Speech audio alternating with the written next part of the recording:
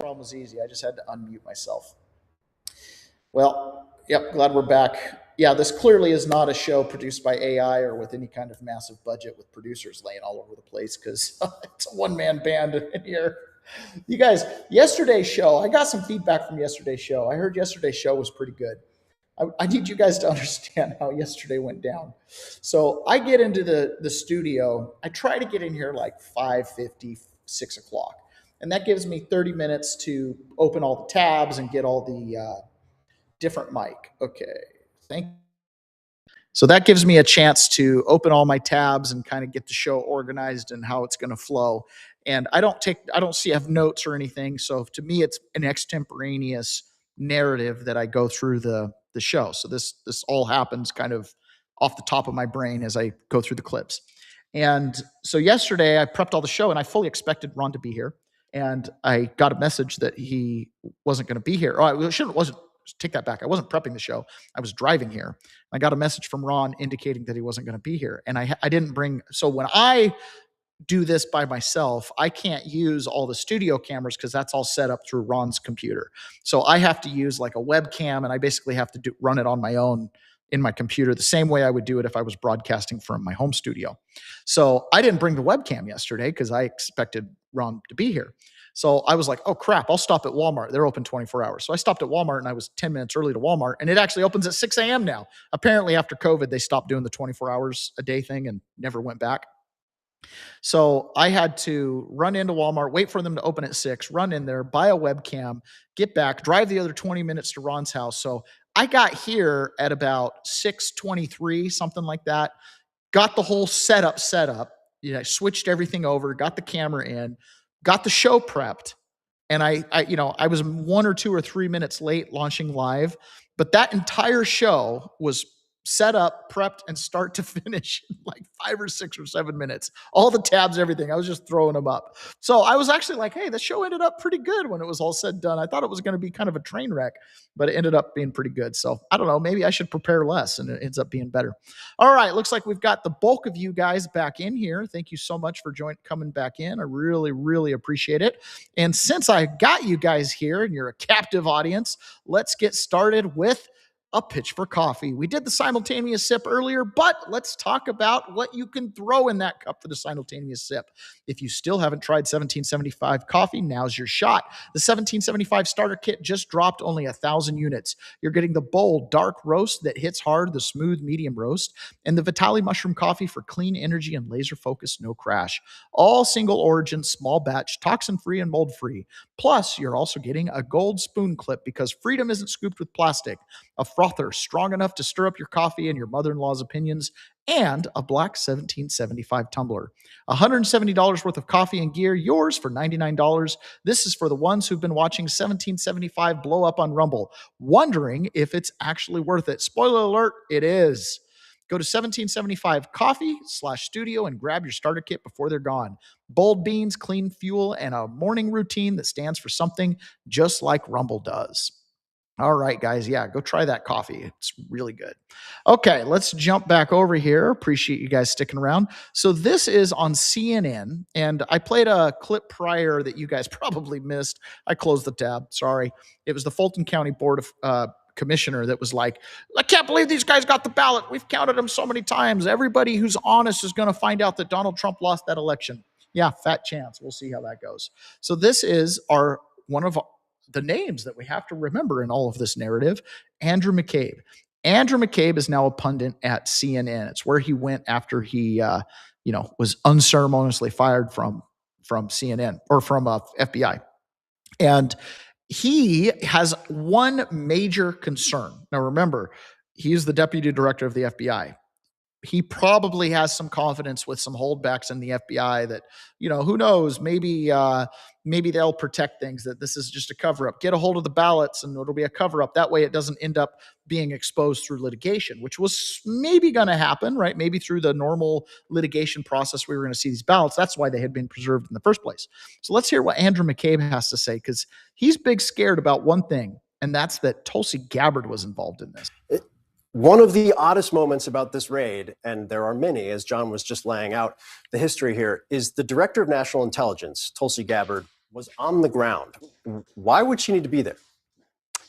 Well, Phil, that is just one of the many questions we have without answers right now. But in short, she has no reason to be there. If you look at the Homeland Security Act of 2002, which created the position of the Director of National Intelligence in the way that we now know it, the DNI, as we call them, has no operational role, not in intelligence and certainly not in domestic law enforcement. So there is no legitimate reason why Tulsi Gabbard should have been there. Would she have seen any intelligence if produced from this search? Eventually, certainly, but she has no role in executing a search warrant. She has no role in executing the search warrant, but clearly she was there. She has no role in executing the search warrant. You guys, let me explain why Tulsi Gabbard was there, right? So this is a compilation clip. It's a couple minutes long, and it's worth watching. It's worth watching every minute of it, okay? It's worth watching every minute of it. I am old school. Right? When I was in college, I got liberalized. I got progressivized. I was always pretty liberal, pretty progressive growing up. But in college, policy-wise, with a few exceptions, I figured I aligned more with the Democrats than I did with the Republicans. And that was because some big topics that the Republicans pushed, aka war in the Middle East, I was so opposed to that I was willing to bite the bullet on certain policies on the left that I didn't agree with. Okay? And one of the things about being on the left was it used to be, right? This is where the Joe Rogans of the world and the Bill Mayers was like, we seek truth over fiction, aka they were just rejecting their like Christian cultural heritage. But point is, I was always concerned about election machines and I was concerned about foreign hacking. Republicans were never concerned about this. It was just kind of a Democrat thing that, you would hear about. And let me explain how strong it was in the Democrat bloodstream that elections were rigged. And their idea was that Republicans couldn't get elected if it wasn't rigged.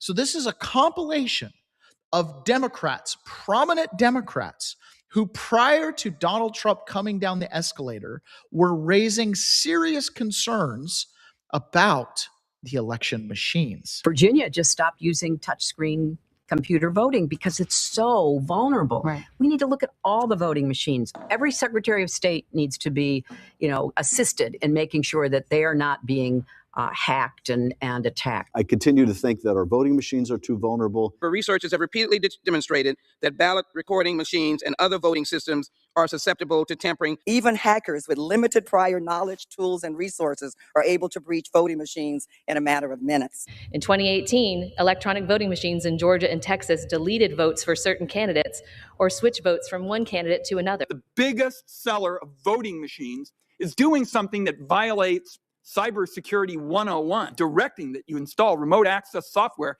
which would make a machine like that, a magnet for fraudsters and hackers. These voting machines can be hacked quite easily. You could easily hack into them. It makes it seem like all these states are doing different things, but in fact, 3 companies are controlling this. It is the individual voting machines that pose some of the greatest risks. There are a lot of states that are dealing with antiquated machines, right, which are vulnerable to being hacked. Workers were able to easily hack into an electronic voting machine. It was possible to switch votes. 43% of American voters use voting machines that researchers have found have serious security flaws, including backdoors. We know how vulnerable now our systems were. I know the hackathon that took place last year, where virtually every machine was broken into fairly quickly. I actually held a demonstration for my colleagues here at the Capitol, where we brought in folks who,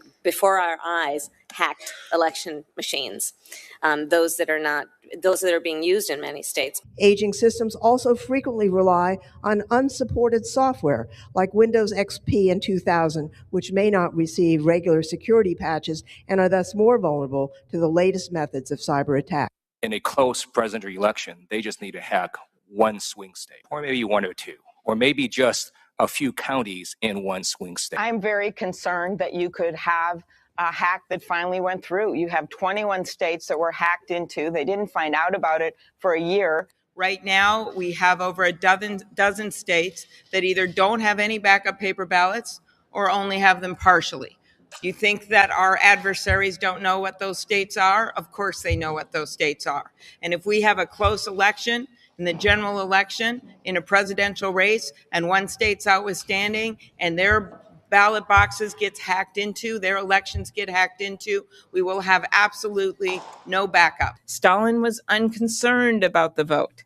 After all, he explained, he said that who voted was completely unimportant. What was extraordinarily important, in his words, was who would count the votes and how. We do know that one of his friends has purchased Dominion. So it's going to be really important for us to educate all states that we can to make sure that their Secretary of States are like, we don't want the Dominion machines. Because I personally believe that that ally purchased Dominion so that he could potentially play with the machines, because we know that they're trying to cheat by changing the lines for the midterms. And I think that they're trying to solidify their cheat potentially with the voting machines. There are some tax experts in Silicon Valley with whom I have met who say that, maybe what they'll do this next time is to really disrupt the actual election, shut down the servers that you send results to, interfere with the operation of voting machines, because still too many of them are linked to the internet. So we are still very vulnerable. 43% of American voters use voting machines that researchers have found have serious security flaws, including backdoors. These companies are accountable to no one. They won't answer basic questions about their cybersecurity practices, and the biggest companies won't answer any questions at all. 5 states have no paper trail, and that means there is no way to prove the numbers the voting machines put out are legitimate. So much for cybersecurity 101.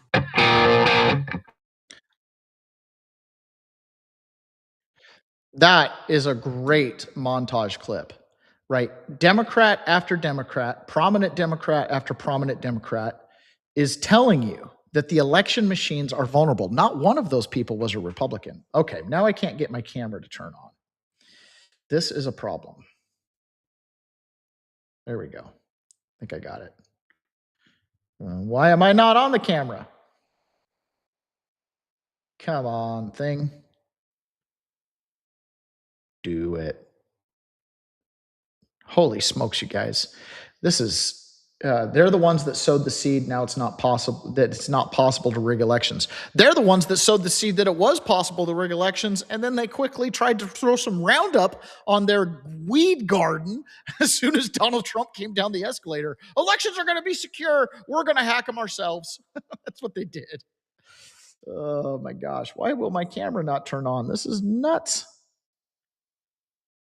This is so frustrating. Rumble, you are failing me today, Mr. Rumble Studio. Hello, what is the deal here? Sorry, guys. Who knows what the deal is?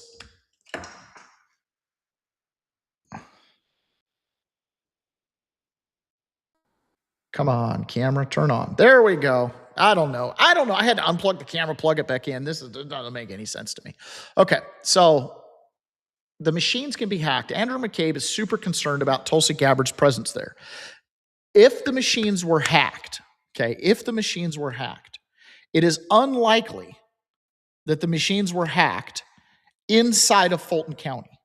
Okay, so jurisdictionally, a vote is made inside of the county. A registrant is made inside of the county. So all of that is going to fall under county jurisdiction, which would then fall under state jurisdiction. So the ballots themselves are Fraser Walmart camera. Yeah, exactly. Which, by the way, this is the same camera I bought last year. And last year I paid $179 for the camera, and I just paid $59 for it at Walmart. Exact same camera, 1 year. So yeah, go figure. And when I went into Walmart yesterday, they had 32-inch flat screen TVs for $67. I think China is blowing out the doors right now. I think they're trying to raise all the capital they can raise, and they're getting rid of all their backup inventory because there was an 83-inch or 93-inch TV. It was huge. It was bigger than the 85-inch I have over my fireplace. It was a huge TV, and it was like $360. I was like, dude, TVs are going to be free here pretty soon, just like the buses. We can hear you at least. But can you see me, Pony Boy? Can you see me? That's the real question. I think I'm back. Yeah, you have gremlins in your system today. Yeah, seriously, I have gremlins in my system today. Okay. So jurisdictionally, the ballots are going to fall under state jurisdiction. Okay. But the election machines, if the machine is not hacked inside of Fulton County with a direct connection to Fulton County, the moment that internet signal, even if they were in Fulton County and that internet signal crosses a state line and comes back, because the internet kind of does that, right? That becomes wire fraud, or there's different phrases for it, but essentially you're using the interstate system to commit fraud. So it immediately becomes federal jurisdiction. On top of that, the likelihood of a hack being a foreign interference, given what we know about Dominion and Serbia, of course Tulsi Gabbard would be involved, but these guys want to deny that. Mark Warner, who was a co-chair and a chair at one point or another of the Intelligence Committee, along with Marco Rubio and others, is also terrified about Tulsi Gabbard's involvement. Reinforced to all of your listeners and viewers is that Tulsi Gabbard over this last year has literally taken apart what was called the Foreign Malign Influence Center, the center inside the intelligence community that was supposed to look at potential voter interference. Because again, she's still been an election denier. She is a sycophant to Donald Trump. You know, the speculation, at least up here on the Hill, is that, you know, she's done such a dreadful job that she's been excluded from most of the national security activities of the last couple of months. She's never been up here to brief, you know, on Venezuela, Iran, or Greenland, you name it. And maybe this is some feeble attempt to get back in the good graces of her boss, Donald Trump, and to feed into his obsession about losing the 2020 election. That is at least some of the speculation up here. That is the speculation. And why is that the speculation? Tulsi Gabbard's over the director of national intelligence, all the different intelligence agencies. I think there's like 27 of them. She's kind of the bottleneck for all of them, right? Her department. She's the one that ties them all together. So she hasn't been participating in intelligence stuff. Let's think about that.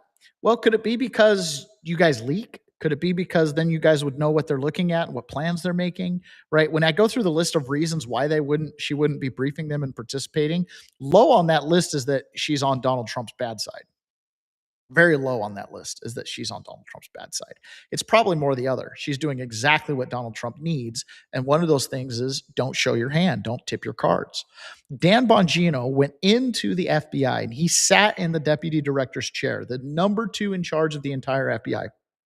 Presumably, Dan Bongino would have need-to-know access on every single case in the FBI that he wanted to look at, specifically opening up and looking into this grand conspiracy case, all the crimes, collusion, and conspiracy that happened all the way going back to when Donald Trump came down the escalator. And Dan Bongino was on the Sean Hannity show as he's getting ready to return to podcasting. I don't even know if he's back or not yet, but he was on the Sean Hannity show. And I know there's a lot of anger and frustration from conservatives about Dan Bongino, that he's a fake, he's a fraud, he didn't do what he was supposed to do. I don't want to hear any of it, okay? You're not him. You didn't go into the belly of the beast. You didn't see what he saw, okay? So let's just let the story play out. For all we know, he was absolutely instrumental in what he did in the FBI, and now he's going to come out and he's going to share the truth, and his podcast is going to be popular, and he'll be a hero when the story's over. So let the story play out.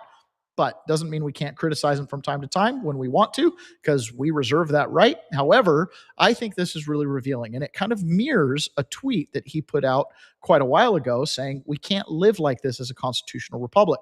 Well, now we understand the context behind that. So listen to what he says as he was digging into this evidence from the grand conspiracy. Reading through some stuff that you can only read in the office, and it just involved basically the collusion hoax, Crossfire Hurricane, as it went by, and the various other spinoffs. And when you read from the inside, Sean, when you see the details of what these just absolute animals did to President Trump and the barriers that broke down and the guardrails, it was. I mean, I'm not shocked often, Sean. I'm really not. I'm not, again, I'm not trying to put on some faux set of armor. I'm just not shocked often. I've lived 1,000 lifetimes between the Secret Service, the NYPD, running for office, TV shows, and all this other stuff. Just reading through it and seeing it in detail for the first time, all put together, you can run a republic like this. You can't. Wow. You absolutely cannot. It was just stunning how all these guardrails broke down at the exact same time, and nobody there. Thank God there was it was and still is a long-ranging investigation into this stuff, because it's just frightening how no one thought to speak up and say, hey, man, not only is this wrong, this is like demonic. This is evil stuff. This is evil stuff. Not only is it wrong, it's demonic. And nobody did anything about it. I have been criticized by people close to me that I love that when I got back from prison, I was kind of anti-cop, and that sometimes when I would go on my rants, I would be a little bit, acting like cops are the bad guys. I had this conversation with Frank when I was on the Quite Frankly podcast. Welcome, Franklies, if any of you have joined us. And one of the things he said before we went live in studio, and we only had a couple minutes before we went live, but one of the things he said is, we agree with the current mission of ICE, right? And he says, but they're still feds. And I was like, yes, they're still stormtroopers. They're still Roman soldiers. They're still going to do whatever they're told to do by whoever's writing their paycheck. And I talked about this, how jurisdictionally this becomes a problem because some cops have their allegiance and their paycheck from a county or a city, and they're going to do what their mayor says because that's the chain of command. That's the oath they took. So these people in the FBI who took an oath to the Constitution, which you and I somehow think creates a bulwark against demonic evil inside the government, but it doesn't, because the entire concept of back the blue did not originate from people like me and you. Oh no, it originated from the officers themselves. That back the blue was the idea that one officer is going to back up other officers. And that backing up other officers extends to backing up their malfeasance, their negligence, their mistakes, and everything in between. I remember one time when I was in prison, there was, we have to do what's called standing count. So multiple times a day, you have to go to your bunk. You have to stand there silently while they come around and count you. This is how they make sure nobody goes missing from prison. They do this a couple times a day, like every couple hours. And they even do it in the middle of the night, but then it's not a standing count. Like at midnight, 3 a.m., they will actually come in and count you in your bed. So you get flashlights in your face and stuff like that. It's actually really horrible. It sucks. I wrote an essay about it, about the clanking chains. It was like an alarm clock. They do their rounds and their chains would make so much noise it'd wake you up. So anyways, we had to do this standing count. And somewhere on the other side of the cell block, some Hispanic, was moving during standing count. Who knows what he was doing? Getting something out of his locker, sitting down on his bed. I don't know. Doesn't matter. But for whatever reason, it set this female officer off. And she didn't like that he was moving around. So she completed her count. And then as punishment, she put us on lockdown. The entire block. Right. I stood silently. I had no idea. Why are we on lockdown? You're on lockdown. Why? Because somebody wasn't standing count. Now, group punishment is forbidden in the BOP. Okay. Group punishment is always forbidden in the Bureau of Prisons. They're not supposed to do that. But for starting to sound more and more like Satan's little season theory is true. Yeah, seriously. Right. You're not supposed to do that. But they do it regularly.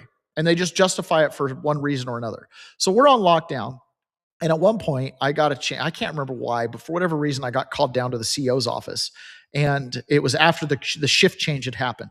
So presumably, when the shift change happened, the new guard would let us out. And the reason this was significant was because when you're on lockdown, you can't make phone calls, you can't get on the computer, you can't do any of that stuff. Like you can't communicate with home or do any of your normal evening routine.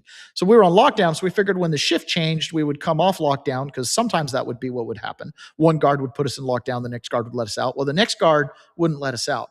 And when I ended up in the office for whatever reason, I got called down there and then I had to go back. I can't even remember why, but I went down there and I said, hey, are we going to come off shift change? And he goes, no, I've got to keep you guys on lockdown till tomorrow. And I go, why? He's like, because she wanted it. Well, Well, why? Well, because in her report, and he's telling me this. Well, because in her report, she wrote that, everybody in the whole block was disturbing. I'm like, but it was just one guy over there. And he goes, I know, but I got to back the blue. And that's when it hit me. I was like, oh, this is what back the blue means. So presumably the entire FBI, in some false sense of virtue, thought, oh, we'll back the blue, right? If the seventh floor at the FBI thinks they've seen the evidence and they think they have cause to try to get Donald Trump out of office, or if the seventh floor of the FBI is telling us that Donald Trump is a Russian agent, then it must be true. We've got to back the blue. We've got to go with what they say. And that's the danger in all of this. That's the danger in all of this, is that we've taken away from certain individuals their capacity to make decisions. And then the way the system is set up is whistleblowers and people who try to speak up, their lives get destroyed, right? So it disincentivizes the truth from ever coming out. And instead, we live in a culture of back the blue, which leads me to believe, and this is why I say, there are no good cops. All cops are bad cops. ACAB, the thing Antifa always says. And I don't mean that sincerely. I don't mean that every individual cop is a bad person at all. Their purpose in being a cop is usually very altruistic. But what happens is when you cover for crimes as an officer, then we end up in this all cops are bad cops. And the simple reasoning is this: because if all cops were not bad cops and there were a good cop, there wouldn't be any bad cops because they would arrest the bad cops. So and this is reinforced by a conversation I had with an FBI agent, just a run-of-the-mill line agent in 2020, where he said that same thing. He said, and we were quietly walking in a hike with no cell phones, but he quietly said, or not quietly, but he said, I can observe all the crimes I want, but I cannot open a case on James Comey. And that was the specific example he gave. What would I do with that case? I was like, that's it. That's why. The back the blue mentality, right?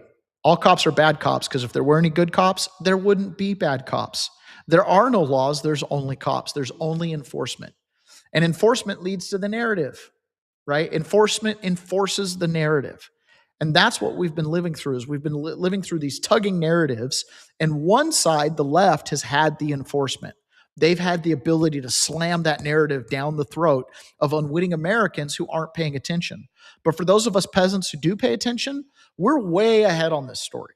Why Tulsi Gabbard was in Fulton County is no surprise to us, because all along we've suspected that there was foreign interference in these elections, that our elected leaders colluded with foreign officials in order to overthrow the 2020 election. And if they did that, they've likely overthrown other elections. Now, Patrick Byrne, who has been at the center of all of this, gathering information, going on catamaran yachts down to pick up whistleblowers from Cuba, and on and on and on his story goes. It's been an incredible story. And he's been proven right time and time again. He was on with Emerald Robinson, who's probably the one reporter that has covered this study from bookend to bookend. And she had him on, and he revealed a couple new bits of information and explained exactly what they're going to find when they look at these ballots and the machines that they took yesterday out of Fulton County. I've been given permission to tell you something big too, by the way, but I don't want to intercept your questions. Go ahead. Well, look, now my next question is going to be, what do you have big to share with us, Patrick Byrne? Because honestly, you drop these bombs and I never know what you're going to have to share with us. What's today? Well, I've been given permission to share this, and I got to do a little bit of dolphin speak. In these computers, there's something called a DLL. It's a library of, think of it like in a mechanic shop. There's one master toolbox, and there's 8 different mechanics that go over and take out the tool that they need at any given moment. Well, in these computer systems, there's all these different programs, but there's one toolbox of a set of things that they all access. And it is our opinion, and the opinion of any knowledgeable computer scientist, I don't think anyone would dispute, it turns out, that if once the machine is certified, there's any change in that toolbox, if anyone adds any new tools, the whole system loses its certification. I don't think there's anyone, even in the Dominion side of things, who would dispute that. I've been given permission to reveal to you that we've actually secretly obtained 5 hard drive images from 2020. The bad guys don't know which 5, but we can tell you in each one of them we have found an average of 500 changes to the DLLs after certification and as many as 1,000, any one of which violates. All will agree that any one change violates the certification. There's an average of 500. And my guess is there's some government computer scientists opening up the Fulton County hard drives this morning, and they're going to be finding records that show from 2020 that show there were hundreds of changes to the DLL, to that library, to that toolbox after certification, even one of which throws the thing out of cert, because that's where you put it's the most important thing to own if you're going to be putting in bugs. It's yeah. So I'm very confident that's what they're finding this morning in Fulton County, Georgia. The government scientists somewhere in a warehouse, which means the whole thing should. It's so illegal. It's I don't know if I'm getting across how bad that is. That's really bad. All will agree that that's really bad. Well, that makes perfect sense. They're in the machines after certification, tampering with them in a way that could flip the votes. And we'll go back to what J. Alex Halderman himself said, right? Who is a leftist. He testified that as part of a case in Georgia, right, where he got access to a machine himself, that you can flip these votes. You can manipulate the election data in such a way that you can do it without a trace. That's Curling versus Raffensperger, the report that he did as a part of that case. Yeah, this is so it's hard to convey how ugly this is. I mean, that what I just told you about that change, those 500 average 500 changes to the machine after certification means the whole thing has been built to it. You know, there could be scripts that change things and other scripts that teach the machine how to erase itself and erase the tracks and all this stuff. But you only get to it if you get to the actual hard drive and just not reading their reports. That's why these guys have been fighting teeth, toes, and fingernails against ever letting anyone do what President Trump what they finally did last night, and what Tulsi did last night. She's really going to go down as the hero of the hour in the country, because she's had the backbone to stand up and do stuff that other people, I don't want to name names, other people could have, but she did it. She really has. She really has. And I know for a fact that she has dug her heels in, and she has faced obstructions, right? There are subversive elements of the IC of which she is now a part. She oversees it, who have tried to keep her from doing these investigations. I think her presence there yesterday evening was very important. We'd hoped we would hear from her. There was some rumor that we would, but it seems she's keeping it close to the vest for now. And that's probably wise, as you said, because there's so much going on behind the scenes, and you're basically telegraphing to us that the government, which would probably be in her office, right, her department, it would be looking into these drives and seeing exactly what you're talking about with the manipulation. Patrick, you and I have been talking about, it's interesting this happens because you and I had been doing these segments talking about places where there had been provable fraud. There was already a wealth of evidence, and Georgia was one of those. Where do you see the next shoe dropping? Where do you see the shoe dropping? It's probably going to be up in Pennsylvania, and then it's going to go over to Michigan, and then it's going to go to Wisconsin, and then it's going to go to Arizona. All the swing states, the ones that had the Joe Biden bump. It'll be really interesting. So as you can see, Tulsi Gabbard is involved. They already know what they're going to find on those machines because they have 5 different machines. And what he's basically telling you there is what Tina Peters did was one of the 5. There were 4 other whistleblowers like Tina Peters who brought machines forward that obviously haven't been caught. Like he said, they don't know what the 5 are. I presume one of them is the Tina Peters. Maybe there's 6 with hers. Who knows? So Jonathan Turley was on with Laura Ingraham, and he's starting to sound reasonable. Okay. He's starting to sound reasonable in how this should be looked at. They got a judge's warrant. And by the way, this judge is not connected to Donald Trump, and he's pretty much a lefty judge. So he participates in all kinds of, defendant get out of jail free cards and, public defender funds and stuff like that, bail reform funds, things like that. So he's not a right-wing conservative by any means. And he signed the warrant for this. Or is Jonathan Turley, constitutional law expert, Fox News contributor. All right, Jonathan, you heard this all day from Democrats and others. It's 6 years later, machine recount, 2 recounts, a machine count, confirming the results of the election. a lot of eye rolling by Democrats and media types. So what's the point in going back? Well, that's a very good question, but we do have a court order here. So a judge found that there was probable cause to allow the seizure of this material. And that's just not given for any reason. The judge had to conclude that there was a basis for this. We don't know what caused this search. We will have to see.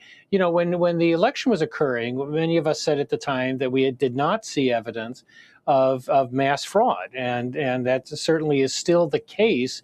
But there was a lot of frustration by people who were going to court to try to get access to these ballots. They were largely refused in many states. And so this is a very significant step that these are now in control of the FBI and can be reviewed. Now, whether there's anything there, it's hard to tell. We have to see what this judge felt was a basis for this search, and it's quite an extensive search at that. So Jonathan Turley's like, hey, if a judge found probable cause, you kind of got to roll with it. Yeah, you do. Because guess what? Those judge's orders, they cash. Those checks cash, which means they can use force to enforce that warrant, which is why the Fulton County just had to sit back and let it happen. They couldn't do anything about it. I'm sure there were panicked phone calls to the governor. Can you call out the National Guard? Can you tell the state troopers to come out and stop them? And the governor was totally hand-tied. This lady right here, I cannot remember, Katie Fang. Katie Fang is a leftist, and she is looking at this too, and she's, again, in panic mode. Listen to the panic. We do know they took the originals. They took the originals of this information. Really? They being the FBI agents. Stinkers. So why should you care? Like I said, because number one, Trump is clearly trying to get in front of the 2026 midterms. But number two, because the Trump DOJ has been trying to get this information and has been stalled out effectively through the litigation process by Fulton County. So the search warrant yesterday was an end run around litigation that they've been losing in Fulton County in Georgia. We do know they took the originals. So that's their perspective, that this was an end run around the litigation to try to continue the conspiracy theories that 2020 was stolen. Fortunately for us, yesterday on the floor, the Senate floor in Georgia, Georgia Senator Greg Dolezal laid it all out.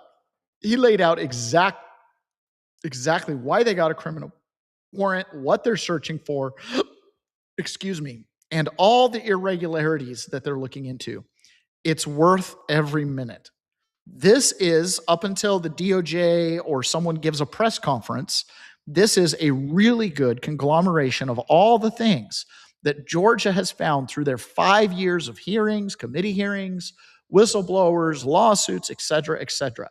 So while you hear everybody on TV saying it's an end run, this is about the midterms, of course it's about the midterms. It's about preventing this from happening in the midterms, right? These are the things that they're ignoring while saying that this is a baseless search warrant. Thank you, Mr. President. I want to remind everyone what happened yesterday as it relates to the actual fact pattern of law. A warrant was issued by a magistrate judge based on probable cause after evidence was submitted. Not a Trump-appointed judge, a magistrate judge. That is the way that the law enforcement process works in America. But we have heard repeatedly that everything was perfect with 2020. In fact, I think we probably at this point could trademark the most secure election in American history. What qualifications we use to measure that, I have no idea. But let's go back to what actually happened in 2020 if we're going to have the conversation. Drop boxes invented out of thin air, nowhere in Georgia law. Mobile voting units moving through Fulton County to 80% Democrat precincts, 81% Democrat precincts to be precise. Nowhere envisioned in Georgia law. 6.8 million absentee ballot request forms with a first-class stamp sent to every registered voter in the state of Georgia. Nowhere envisioned in Georgia law. If you count the same ballots 3 times, in theory, you should get numbers that match. But that didn't happen either. Let's talk about the recount that happened. 3,930 double scanned ballots in Fulton County alone. Thousands of those have been confirmed by the state election board. Governor Kemp actually raised the concerns of the Moncla-Rossi report, and we now know that there were double scanned ballots. But even after the ballots were double scanned in Fulton County, did the numbers match on the second recount? Nope. They were still off by 850 ballots. Not one person here can answer the question of how that happened, and that is a legitimate question. We know that ballot images were deleted. We know that test ballots were included in the recount process, and we have that confirmed. But I want to take just a minute and talk about what the Democrats did in response to legitimate questions over the 2020 election. A former constituent of mine, Derek Somerville, former FBI agent, ran data analysis along with another gentleman named Mark Davis. And remember the 6.8 million absentee ballot request forms that were sent out? They had a first-class stamp. So that means if you filed the national change of address form, that was automatically forwarded to your new address. And they identified reasonable cause to question the validity of 39,141 of those ballots that were cast. They knew that 160 people had been registered to vote from a single UPS store. 2,138 people had been registered to vote from one church in Fulton County. 1,391 had been registered to vote from a shuttered 1,000 square foot building in Fulton County. And lest you think Fulton County has cleaned up their voter rolls, today, thousands of people are registered to vote in Fulton County at UPS stores, storage units, pack mails, homeless shelters that haven't been open for over 5 years. The Fulton County voter rolls have been and continue to be a mess. But when Derek Somerville and Mark Davis followed the law and filed objections to those voters, what did the Democrats do? Well, Stacey Abrams sued them in federal court, and they won. Not Stacey Abrams, but Somerville and Davis won. Judge Jones, not a Republican judge, ruled in their favor. What have we learned since then about those 39,000 voters? 12,000 of them have been removed from the voter rolls because Somerville and Davis were correct that they were no longer eligible to vote. 9,500 have updated their address to a new address outside of Fulton County, proving once again that Somerville and Davis were correct and those people were ineligible to vote.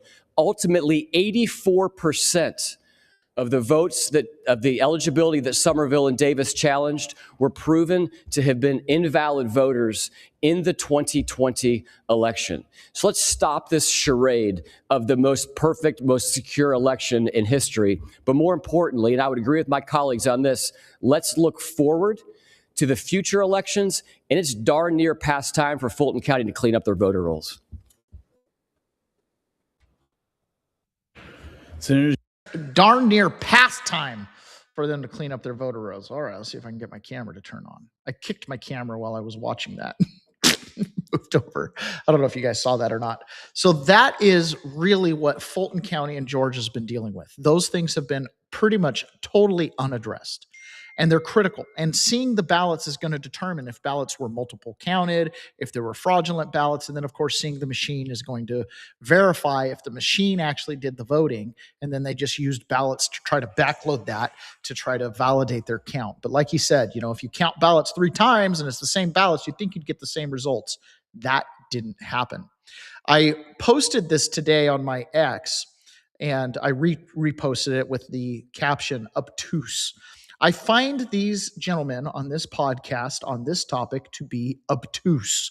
Okay, this is the Two-Way podcast. I play them from time to time, and these guys are like deep political people that are connected to the parties, and they try to play this moderate middle ground. People have their leaning left or right, okay?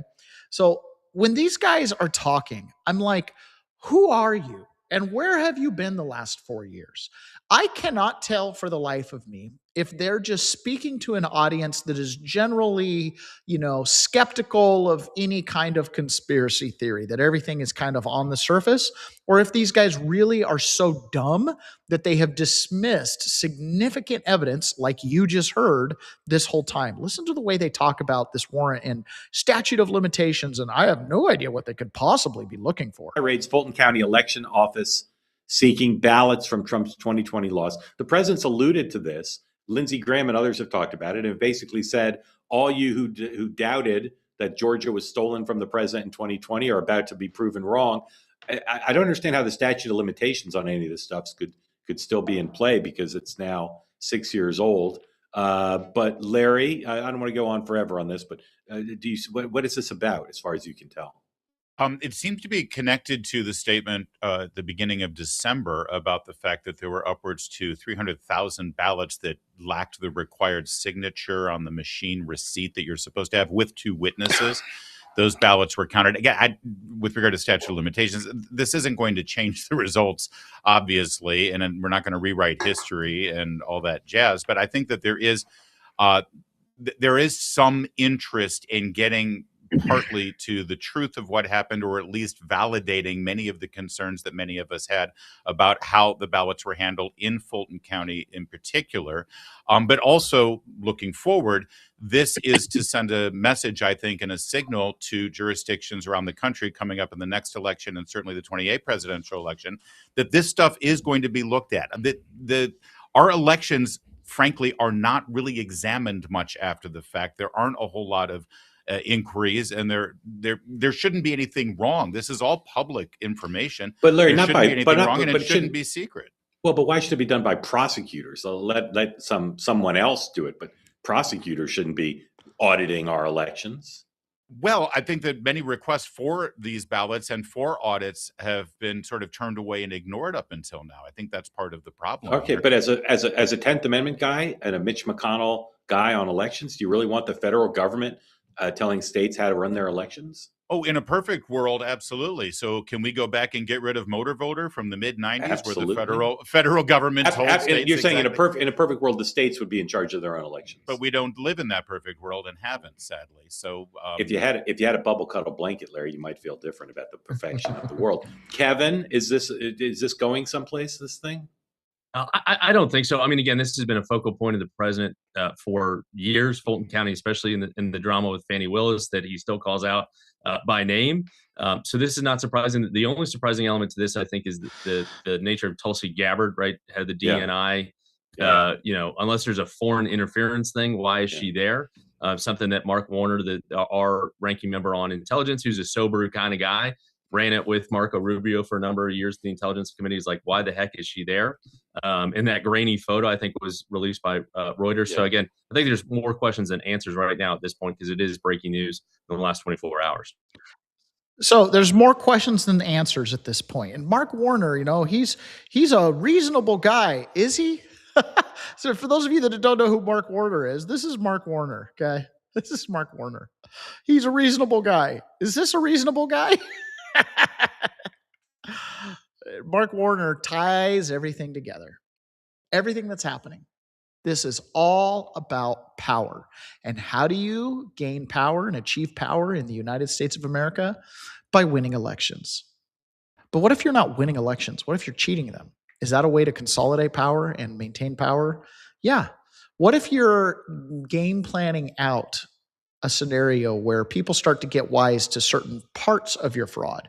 For example, you can have all the ballots you want and you can have electronic ballots, but one of the things that you will ultimately need is real voters. Because if the two parties finally come together and decide to do something about those machines, you can't outrun indoctrination, and you definitely can't outrun a population that's full of people on public benefit.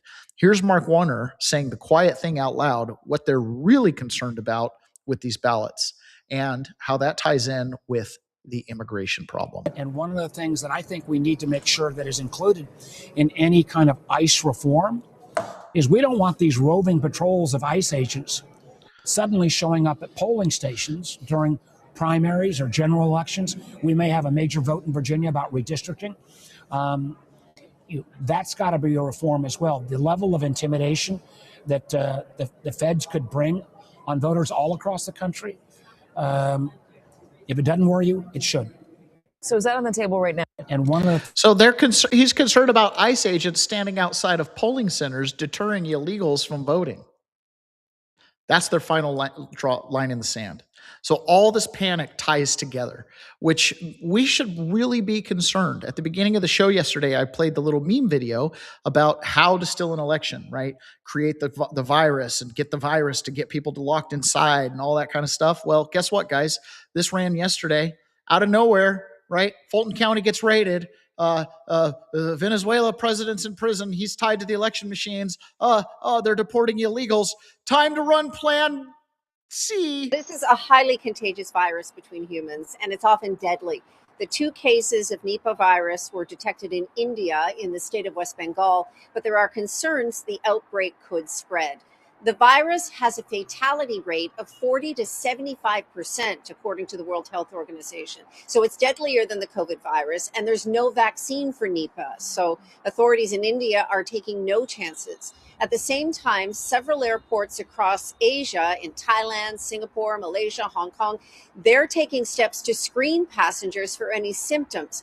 Nipah is a zoonotic virus that's transmitted from animals, usually fruit bats. It doesn't spread easily to humans, and it can also come from contaminated food. But when it does, it initially hits like the flu, then worsens, and experts say pneumonia and other respiratory symptoms can develop. But the most serious complication is encephalitis, or inflammation of the brain. The WHO says the fatality rate has a lot to do with the country's capacity to test, trace, and treat those infected. In India, authorities have quarantined nearly 200 people who may have come into contact with the 2 infected. It's the first time in nearly 20 years that India has had cases, but they believe the outbreak is now contained. Still, it's a situation that U.S. health officials are monitoring very closely. The CDC says they're ready to assist if needed. Rest in peace, anybody who's got Nipah virus. But yeah, I'm just saying, it feels very January, February-esque 2020, right? Like, oh, hey, Trump just gave a great State of the Union and he just beat impeachment. And oh my gosh, this guy's going to walk away with the midterms. There's a virus. We're monitoring it closely. Okay, I guess. I mean, here we go again. Oh, let's leave on a funny note, you guys. One last video. Donald Trump is the most hilarious president we've ever had. As he started out his cabinet meeting, he got on a little bit of a comedic role. And after this, we're going to head into private. We got a lot to do in private. I gotta make up some time because I didn't do enough private streaming this month. All right, here's Donald Trump being freaking hilarious. We are going to ask a couple of people to say a few words, and we're not going to go through the whole table because the last time we had a press conference, it lasted for 3 hours, and some people said he closed his eyes. Look, it got pretty boring. In all fairness, I love these people. But there's a lot of people. It was a little bit on the boring side, but I didn't sleep. I just closed them because I wanted to get the hell out of here. Some of them, I didn't sleep, by the way. I don't sleep much. Let me tell you. But, you know, it's funny. Some of them got me in a blink. You know, when you go like, and they took me as at the closed segment of my cycle. And they said, he's sleeping. And besides that, Marco, between these 2 guys, if I was sleeping, they'd be waking me up very fast. They'd be knocking me. Come on, you got to wake up, boss. But no, we've had great meetings. Look, we're the most transparent presidency by far, and I love going around the room, but we're going to pick a few people. Oh man, that is hilarious. Again, funniest president we've ever had. All right, guys, it's time for me to move over to private, so I'm going to do that right now. Some of you, I'm sure, will stay with me. See you guys. Bye.